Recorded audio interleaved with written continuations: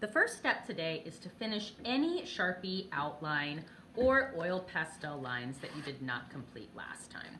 Now remember, when we're using pastels, we are only doing lines. We're not coloring in whole objects. So that means if I want to put lines in my sky, I could do swirls. I could add some little dashed lines carefully, following the shapes of some of these different objects I've already put in. So, you know, just kind of going around stars or going with swirls. Just kind of go wherever your line takes you. There's not a right or wrong way to do this, as long as you are using lines and not coloring in the whole entire sky. So I'm just going to keep on going, making my lines in my sky and on different places on my village, until I have lines on every single object within the circle.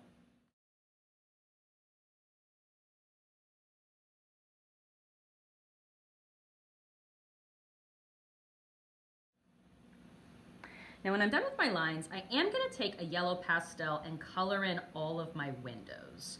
So this is the one place that I'm going to color in because I do want the windows to look like they're really, really shining brightly at night in my quiet little town.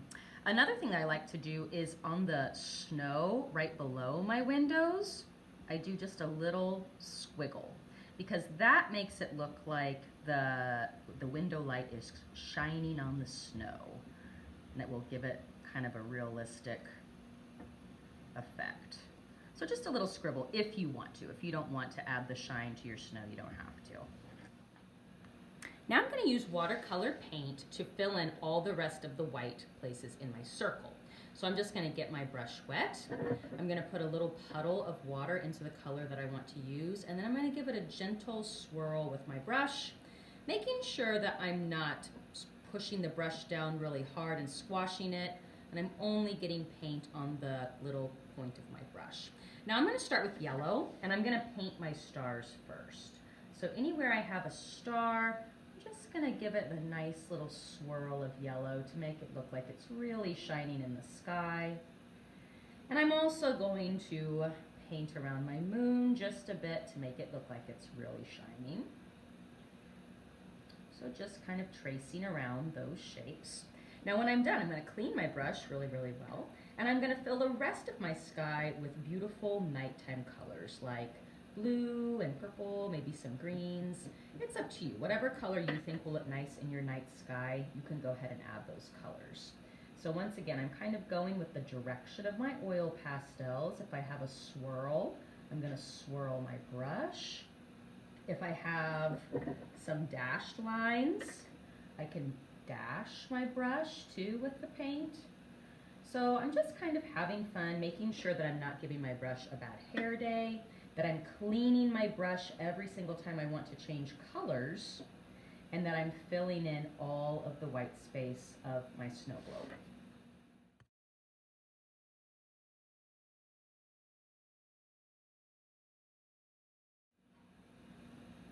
While you're painting, if you accidentally get a place on your paper that's a little too dark, if you got too much paint from your palette, just rinse your brush and add some nice clear water to kind of lighten that color up. Because remember, watercolors aren't supposed to be super, super dark. They're supposed to be pretty light and watery. So if your color is too dark, that means you're pushing too hard into your color. Now after I do my sky, I'm going to clean my brush again, and I'm going to start painting in all the spaces on my buildings that are in between my oil pastel lines. You can use any color to do this step. The colors don't have to match the oil pastels that you already have on there. So just go through and decide what colors you think look good with your houses. I usually like to pick colors that are different from my sky colors to really make my houses stand out. Now as I'm working today, I'm trying to be very, very careful not to bump two separate colors into one another. Like if I want my building to be gray and I have wet paint of my sky right next to my building, if I get the gray paint too close to the blue could start mixing into the gray and get a little messy.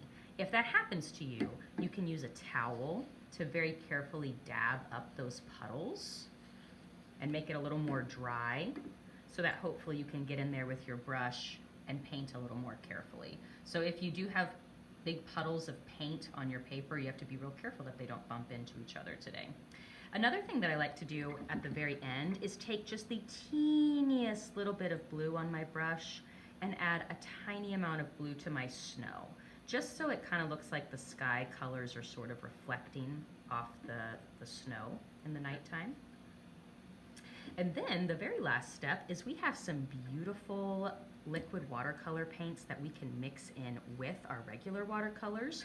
This is a pearl watercolor paint, and I think that it looks beautiful painted onto your snow or into your sky to give it kind of a shiny, beautiful pearl color. And we also have some glitter paints that you can use in your sky as well. So whenever you're using these colors, they're just exactly like you would use others.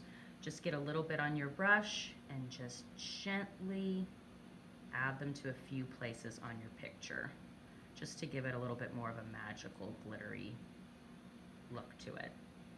When we're done, we're gonna put our papers on the drying rack so that they can dry.